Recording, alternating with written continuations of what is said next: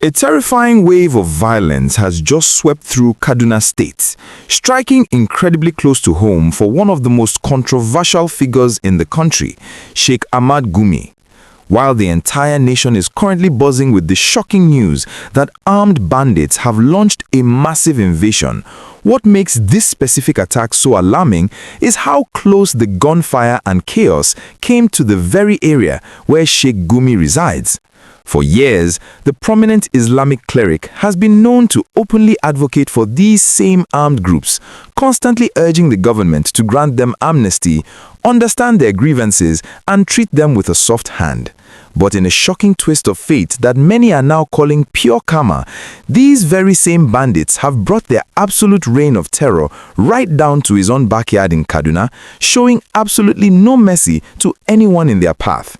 The attackers did not care who lived in the area or whose territory they were crossing when they unleashed their heavy weapons. And it raises a very big question that we must all ask ourselves today. Is this the ultimate price of defending criminal elements? Let us look at the deeply heartbreaking facts of exactly what happened during this brutal midnight invasion. In the very early hours of March 2, right around 12:30 in the morning, a massive swarm of heavily armed bandits aggressively stormed into the peaceful Janjala Village located within the Kagarko local government area of Kaduna State. The innocent residents of this quiet community were deep in their sleep when the deafening sounds of sporadic, heavy gunfire suddenly shattered the silence of the night. The attackers moved violently from house to house, breaking down doors and completely overpowering the defenseless villagers who had absolutely no warning and no way to protect their families. According to verified security reports coming directly from the ground, the situation was pure chaos and panic as people tried to run for their lives in the pitch-black darkness. Two brave residents of the community, identified as Yusuf Abdul Wahab and Idris Ahmed, managed to survive the initial wave of the attack and desperately rushed to the nearby police divisional headquarters in Kagarko to report the ongoing massacre and beg for immediate help. The sheer brutality of this attack became even more real when these two men arrived at the station bringing along a severely injured young man. The victim, a 25-year-old resident named Shamsu Adamu, had been caught in the deadly crossfire and sustained a terrible direct gunshot wound to his stomach. As his life hung in the balance, he was immediately rushed to the General Hospital in Kagarko, where medical doctors are currently fighting around the clock to save his life. Sadly, while Shamsu was lucky enough to escape with his life, many others were not so fortunate.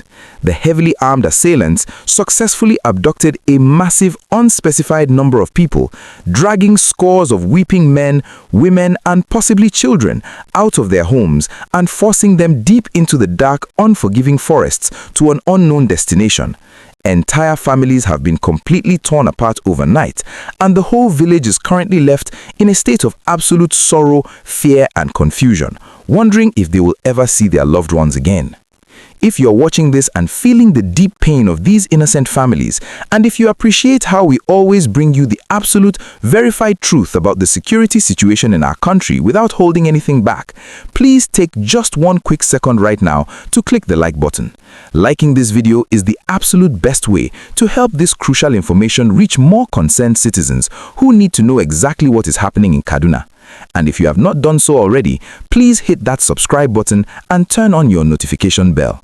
By subscribing, you become part of our family and you will always be the very first to get notified the moment we drop our comprehensive update on this rescue mission and other important national news. We rely on your amazing support to keep bringing these vital stories to light. Now, returning to the massive rescue efforts and the undeniable irony of this situation. Immediately following the terrifying report made by the brave villagers, a massive joint security team was quickly mobilized to the affected area. This powerful combination of official security agencies and brave local vigilante groups has now completely flooded the Kagarko axis.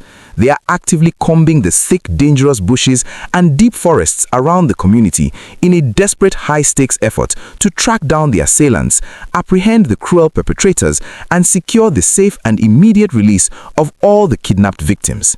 The bravery of these local vigilantes who are risking their own lives to enter the deep bush is truly commendable. But as the manhunt continues, the entire internet cannot stop talking about the Sheikh Gumi angle to this tragedy. For a very long time, he has been the loudest voice asking for dialogue with these bandits, claiming they are just misunderstood people who need financial support and rehabilitation.